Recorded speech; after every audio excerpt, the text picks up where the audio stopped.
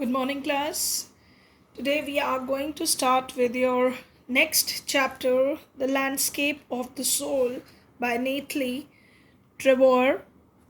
This chapters deals with, it shows the contrast between Chinese art and European art.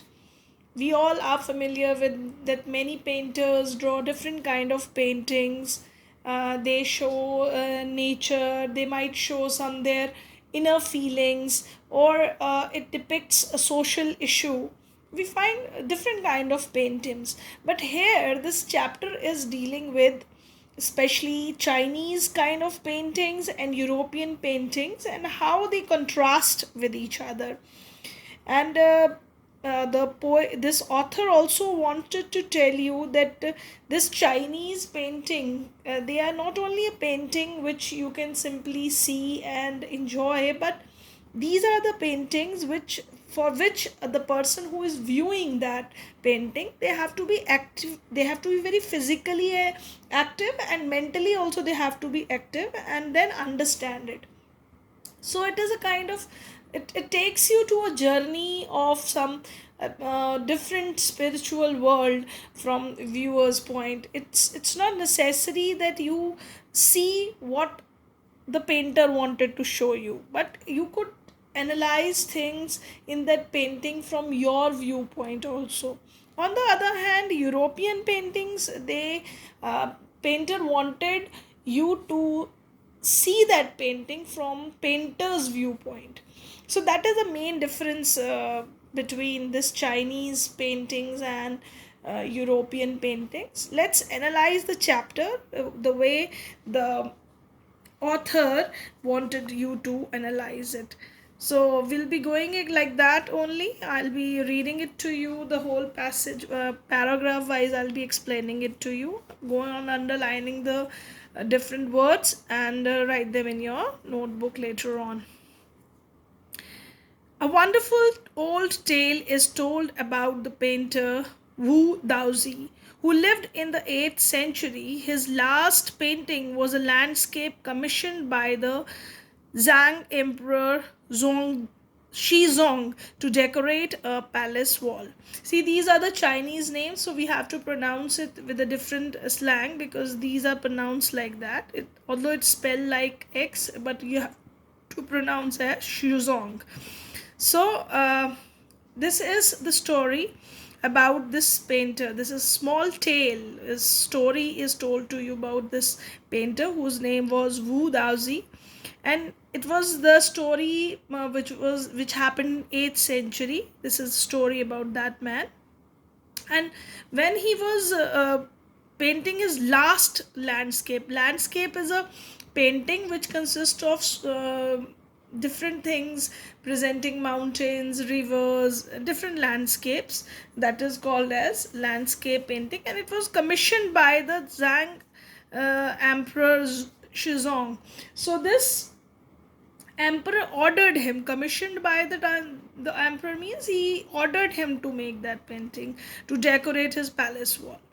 So what happened, the master has hidden his work behind a screen so only the emperor would see it. For a long while the emperor admired the wonderful scene, discovering forest, high mountains, waterfalls, clouds floating in the immense sky, men on the hilly path, birds in the flight. So all these things were there in his painting. He had kept it hidden. He only wanted this emperor to see this painting, and then when this emperor were admiring the beauty of this landscape, the painting drawn by this painter Wu Daozi. So it was beautiful with beautiful mountains, forests, clouds, everything drawn on this painting.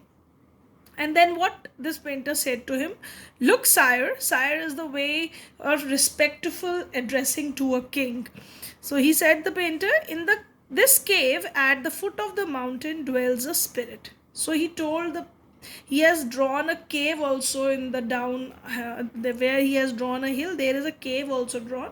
So he says to the king that there is a spirit who is living inside this cave.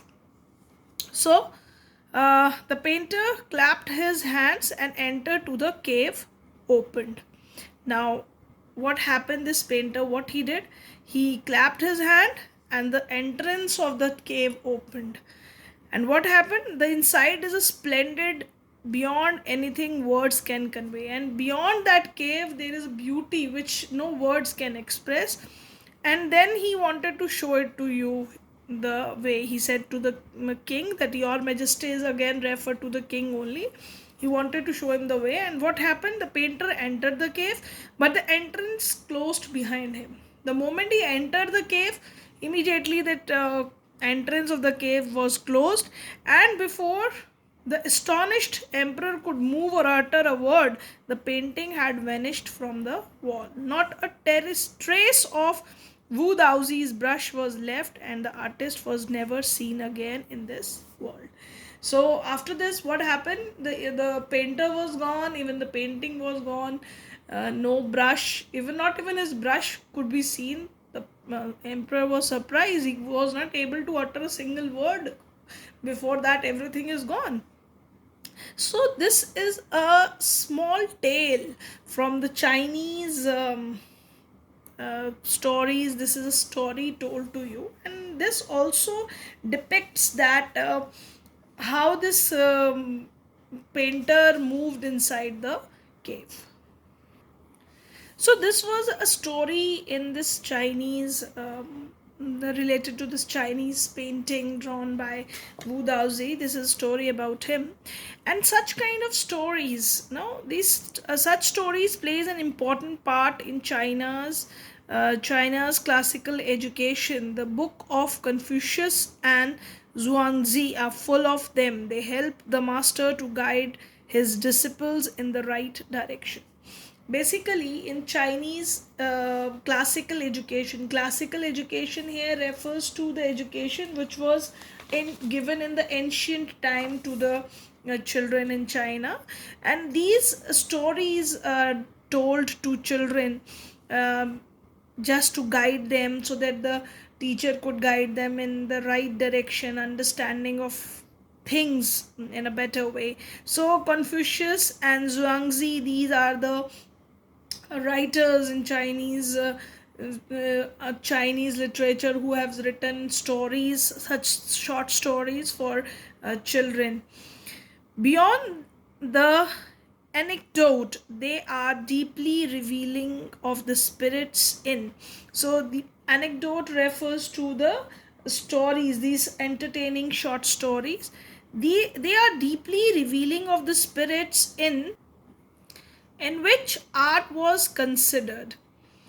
Contrast the story or another famous one about a painter who wouldn't draw the eye of a dragon he had painted for a fear it would fly out of the painting, with an old story from my native Flanders that I find most representative of Western paintings. Now, the writer is saying that these kind of stories, these stories which are short entertaining stories, they tells the spirit of art, of the kind of the way these people treat art. Contrast this story. Now there is another story which is opposite to this one. The here in the previous story, the painter has drawn a cave, and what he think and realize, he imagines that cave to be realistic, and he is gone in that cave and had gone with his painting. But opposite to it, another story is there where the painter was not drawing the eyes of the dragon because he has made it in such a realistic way that he thought that if he is going to make the eye of that dragon, and that dragon is going to fly out of that painting, and that's this is the kind of stories he has gone, and that with an old story, and now he's telling another story from the native Flanders. Flanders is a place in Belgium in Europe. Now he wanted to present a story from ancient Europe that he find most representative of Western painting, which tells you about Western painting. And what is that story? He is telling it in the next word, in this next paragraph, that in 15th century Antwerp, a master blacksmith called Quentin Metzes fell in love with a painter's daughter. So this Entrap, he was a master blacksmith. Master blacksmith refers to a skilled worker who is very much skilled blacksmith who deals in this trade. And he's called Quentin Mestitz, and he fell in love with the painter's daughter. So he liked a girl who was a painter's daughter, but father is not accepting. The father would not accept a son-in-law in such a profession. So he was an artistic person. His daughter's father is artistic man, so he don't want that his son-in-law should be a blacksmith. So Quentin sneaked into the painter's studio. So what happened? This Quentin, what he did, he secretly moved into that his father-in-law, that is his painter's studio. So what he did, and painted a fly on his latest panel. And what he did, he painted a painting of, there is a panel, clean panel, where he painted a fly, which was looks very much realistic with such delicate realism. So this painter has drawn a painting with such a delicate realism. Delicate realism refers to the quality of art which make it, it looks as if it is real. So this fly was drawn with such a detail. It looks like real, that the master tried to swat it before away before he realized what had happened. So this he just imagined this fly was such a realistic thing that Quentin was immediately admitted as an apprentice into his studio. So his father-in-law liked this painting, realistic painting, in such a way that he wanted that his this Quentin should be his apprentice. Apprentice means a person who learn something from a trained artist. So he wanted that he should work under him in his studio. He was so impressed by his drawing, and he married his beloved and went on to become one of the most famous painter of his age. And then he learned art from his father-in-law, and this father-in-law also, due to this his quality which his father-in-law saw in him of being a painter, so he also allowed his daughter to get married to him. So these two stories illustrate what each form of art is trying to achieve. A perfect illusionistic likeness in Europe, the essence of inner life and spirit in Asia. Now, we have heard these two stories previously, and this tells us that these stories tells us the difference which people in Asia and people in Europe try to achieve. These are illusionistic likeness. Illusionistic likeness refers to where this is a technique where a person draws something to deceive the eyes of a person. If you are looking at it, they draw in such a manner to deceive the eyes of the person who is looking at it. So this is the difference. European people make the paintings like that which looks realistic, and on the other hand, in Asia, the spirit is there. The painting is drawn beautifully, but they wanted that the viewer who is watching that painting, who is observing that painting, or who is appreciating that, he should understand the behind, what is the spirit behind that painting, or from your viewpoint you analyze the painting. That is the difference between the European art and Asian art. So in the Chinese story, the emperor commissioned a painting and apprentice its outer appearance. Now here the difference is told to us through this, that in the Chinese story, the emperor commissioned a painting and apprentice its outer appearance, but the artist revealed to him the true meaning of his work. The emperor may rule over the territory he has conquered, but only the artist know the way within. Now, we know that in the Chinese story, the king appointed that uh, painter to draw something beautiful with outer appearance, but Artist told him that something deep is there inside his painting, and he went inside that painting to analyze that and disappears. So that is the depth of the painting is shown through that story to us. And he also wanted to show that emperor is ruling over the territories, that land, and they may conquer it, but artist knows the way within. They know the middle path where they have to go, what deep spirited knowledge they should attain. So excellence in any art or painting make that person go spiritual or internal. So that what he this um paintings, through painting and art, the author is trying to represent. Now let me show the way. The dio, a word that means both the path or the method and the mysterious work of the universe. The painting is gone, but the artist has reached his goal beyond any material appearance. Now here author wanted to show you the dio. Dio is the path, middle path, which is beyond any materialistic and spiritual world, which he want. I'm going to explain you this meaning later on also, but first you understand what writer wanted to say to you, that he simply wanted to tell the mysterious work of universe.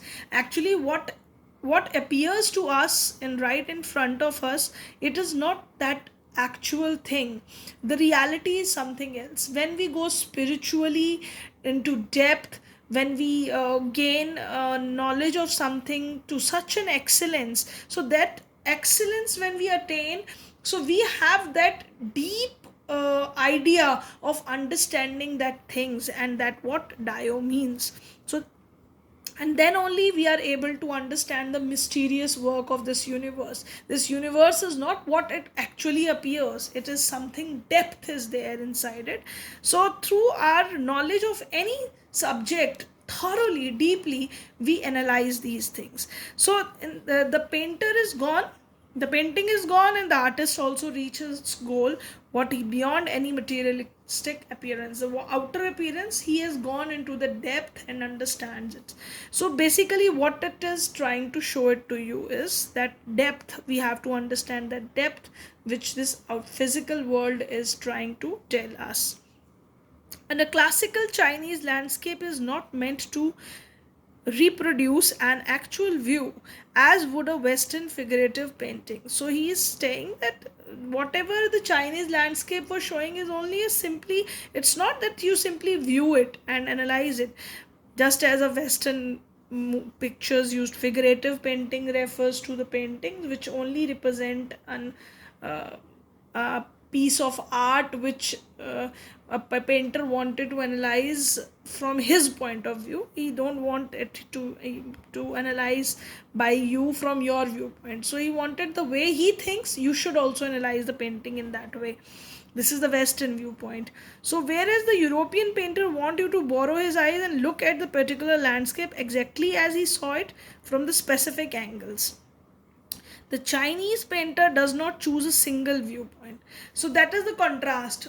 European painters wanted the way they see the picture, you also analyze the picture from same viewpoint. But Chinese painter does not do so. They wanted you to analyze the painting from your viewpoint. It could be different. His landscape is not real one, and you can enter it from any point. That means it is beyond that materialistic world. You can imagine, use your imagination, go into the depth, think from your viewpoint what you can see in that painting.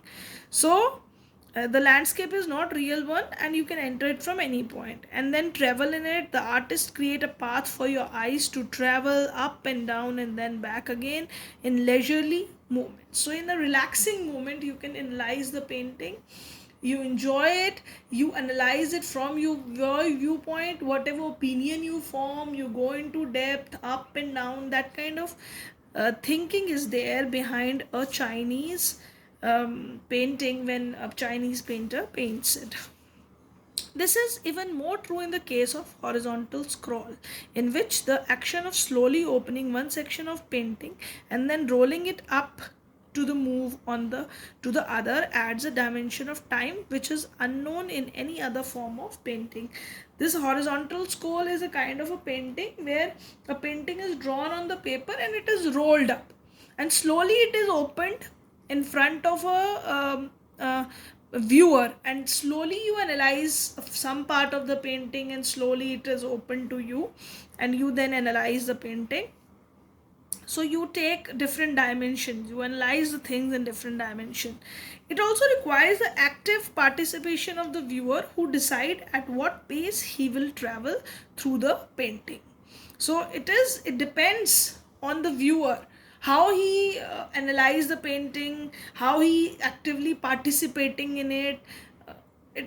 Sometimes maybe one viewer is analyzing the painting very quick, but another viewer who might have the depth to go into that painting, he can analyze that painting very deeply and take a long time to analyze that painting from his viewpoint. So the participation is required. A participation is physical as well as mental. It's not only that you are simply analyzing the painting, but you are mentally also going through it. The Chinese painter does not want you to borrow his eyes. So we don't want that you observe a painting from Chinese painter viewpoint. You have to, he wants you to enter his minds. So when you analyze the painting, you go through it, and then viewing through that painting, then you enter the mind of the painter, what he wanted to see. The landscape is an inner ones, a spiritual and conceptual space. So whatever is drawn, that landscape is drawn, it is the inside view of the mind of the painter, what he wanted to present spiritually. And the conceptual space, it is the abstract space, it is related to the abstract thing instead of factual representation, which is required to understand the concept. The conceptual spaces where you need to understand the imagine this abstract world. It's not a realistic world, the abstract things in this world, you have to analyze it and then understand its concept. So that what the Chinese painting wanted to represent. Now this concept is expressed in Sanshui, literally mountain water, which used together represent the world landscape. Actually now this concept is also expressed in Sanshui. Sanshui is actually a Chinese word which is used for landscape, which means mountain and water. Now this word is used to represent landscape. This is Chinese word. More than two elements of an image, these represent two complementary poles reflecting the diverse view of the universe. Actually these Chinese images are presenting you the complementary poles. Complementary means which complete each other. So this is the diverse view of the universe which complete each other. For example, the mountain is yang. Yang is a Chinese word which is used to represent the masculine feature or active feature, reaching vertically towards heaven. Just as the mountain is vertically towards sky, so it is representing yang. Stable, warm and dry in sun. It is a quality of mountain. It is remains stable, it's warm, dry in sun. While the water is yin. So yin represents water. This yin is again a Chinese word for feminism. So horizontal and resting on the earth, just as the water is resting on the earth, so it represents that same way. It represents the earth, fluid, moist and cool. So water content is represent like that. The interaction of yin, the receptive feminine aspect of the universal energy, and its counterpart yang, active and masculine, is of course a fundamental notion of deism. So when these two concepts are together, they both are complementary to each other. This mountain which is dry, erect on the earth, horizontally on the earth, vertically on the earth. On the opposite side, this yin which is representing water which is flowing on the earth, it is in the fluid form, moist. So they both are complementary to each other. They make the things complete with both of them, the things become complete. What is often overlooked is essentially third element. So we are known with these two aspects, but we often miss the third element where the interaction takes place of these two elements. That is the middle void where their interaction takes place. Middle void is, again, this refers to the space where these elements, no, these elements interact with each other, these images interact with each other. That is referred as middle void. This can be compared with the yogic practice in pranayama. Breathe in, retain, breathe out. The suspension of breath is in the void, which where meditation occurs. So you are all familiar with yogic activity, which is known as pranayam. It is in Hindi, where we are aware of taking our breath inside and outside. We take in our breath and then we release it out. And the middle path where this taking in and breathing out, for some time we have to retain also, we have to also stop for some time, and this place is called as void, and that is the place where meditation occurs. So this middle void is also essential part. Without this middle part nothing can happen. So these that means that interaction of these two things is required. So it is very important part of the white unpainted space in Chinese landscape. Similarly, in the Chinese painting, there is a white space drawn, which also shows this middle void path, which where the interaction of these two spaces takes place. This is also where man finds a fundamental role, and this here in this universe the importance of man is also presented in this verse. In the space between heaven and earth, there is heaven, we all believe in heaven, and we believe in earth where we are living. He become the conduit of the communication between both poles of universe.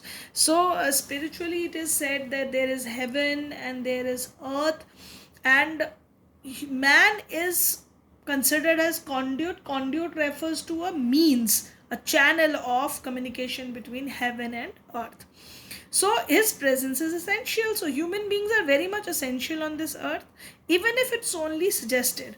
Far from being lost or oppressed by the lofty peaks, he is in Francois Cheng's wonderful expression, the eye of the landscape. So human man is considered as the eye of the landscape, just as uh, you know uh, uh, eyes is important in human body, just as human body eye is very important. Without that human body is incomplete. So entire creation is also incomplete without human being, and that's why the Francis Cheng's expression refers man as the eye of the landscape, where he can analyze the connection between this earth and this heaven.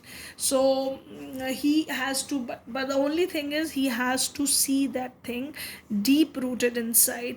So we are analyzing the paintings here when the comparison of Chinese and European paintings, which the way they represents the art and the depth of spiritual world, the way we look at the things, the way we can connect to the different world, that is shown through this chapter. Another part of this chapter is also there. We are going to continue it in the next class, which in the next part of this class, and today we'll be doing it till here. Next part of the chapter will be done in the next class. Thank you, class. Thank you very much.